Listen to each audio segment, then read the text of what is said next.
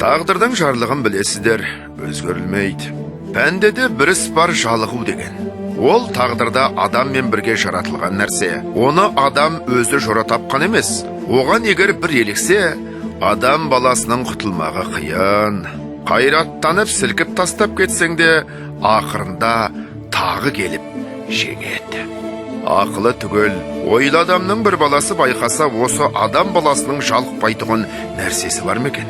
Тамақтан да, ойыннан да, күлкіден де, мақтаннан да, кербездіктен де, тойдан да, топтан да, қатыннан да көңілі аз ба, көп пе, жалығады.